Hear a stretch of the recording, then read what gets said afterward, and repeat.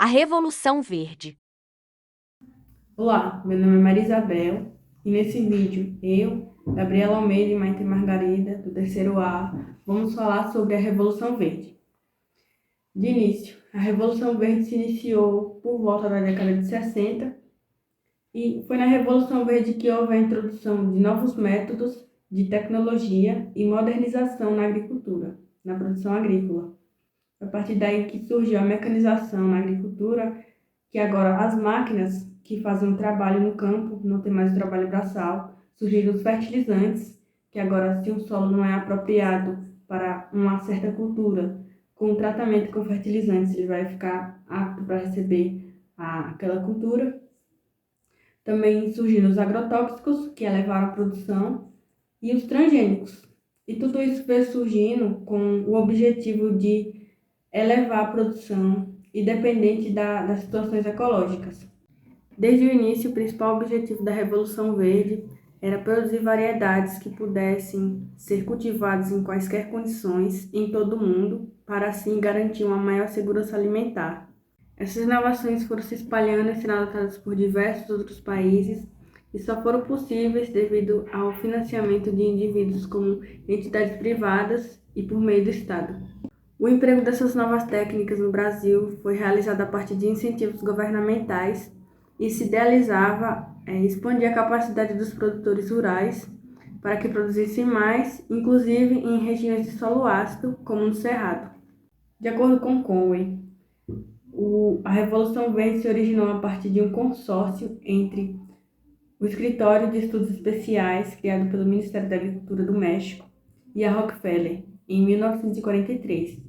Nessa época, o rendimento dos grãos do México estava muito baixo e o objetivo era elevar a produção, elevar o rendimento das culturas alimentares básicas de lá.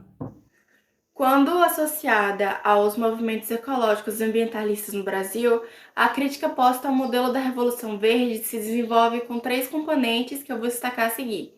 O primeiro é uma crítica da técnica que nos leva a questionar a relação herdada do ser humano com a natureza.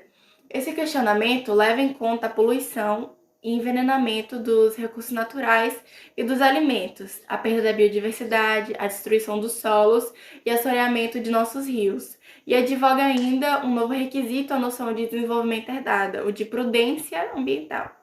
Dessa crítica emergem tanto os movimentos de agricultura alternativa e sustentável, como aqueles centrados nas noções de agricultura orgânica e agroecológica. E sugerem as discussões dos impactos da engenharia genética e da utilização de matrizes transgênicas em práticas agropecuárias e alimentares.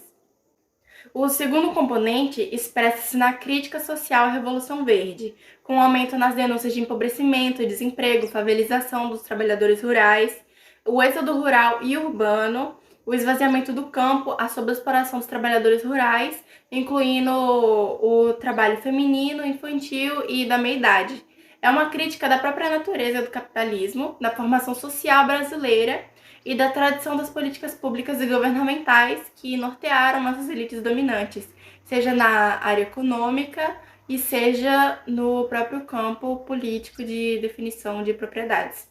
É também uma crítica ao modelo concentrador e excludente da modernização tecnológica da agricultura brasileira, socialmente injusto. A elevada concentração da propriedade da terra e a desigual distribuição da propriedade dos recursos produtivos de origem industrial conformaram uma formação social capitalista no Brasil de forte exclusão social. Exclusão de massas significativas da população, não só do padrão de consumo e da qualidade de vida que se torna viável para essas elites e para as populações dos países avançados, mas também de condições mínimas adequadas de acesso à terra, ao trabalho, ao emprego, ao teto, à educação, à alimentação e à saúde. Já o terceiro componente da crítica à Revolução Verde é de natureza econômica. A elevação de custos associada às crises do petróleo dos anos 70 se desdobra na agricultura brasileira como um processo de elevação de custos do pacote tecnológico da Revolução Verde. A crise financeira obrigou a uma redução significativa dos subsídios de crédito. Aquelas crises impuseram nos debates internacional e nacional o tema da necessidade de mudança do desenvolvimento para matrizes energéticas alternativas. Nós temos como exemplo no Brasil o programa do Proálcool, com a reversão dos motores a gasolina em motores a álcool. Como dito antes, a Revolução Verde causou profunda reestruturação produtiva no campo, principalmente em países desenvolvidos.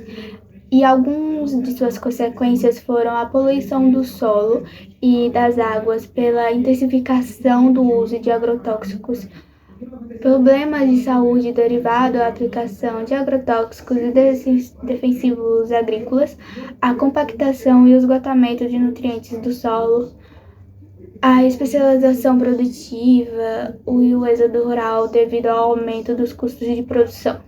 E apesar de inúmeros avanços na tecnologia e na produção, a Revolução Verde apresenta muitas consequências, principalmente negativas, quando tratamos do meio ambiente e da igualdade social. Esses impactos resultaram na queda do equilíbrio ambiental natural, assim como prejudicaram animais e plantas. Além disso, a Revolução Verde provocou grande impacto social em diferentes sociedades, principalmente na população tradicional e nos trabalhadores de campo. A degradação ambiental prejudicou as pequenas comunidades rurais. O aumento dos custos de produção obrigou muitos agricultores a vender suas propriedades. O uso de sementes geneticamente modificadas dificultou o acesso aos insumos produtivos e a mecanização da agricultura aumentou o desemprego. E esse cenário resultou em consequências graves, como o aumento da desigualdade social, da concentração de terras e da dificuldade dos pequenos agricultores em comercializar produtos em mercados altamente competitivos. Além disso, é importante destacar que a fome ainda é um problema constante, sendo que muitas famílias ainda não possuem condições de acesso à alimentação em diferentes partes do mundo. Obrigada por assistir.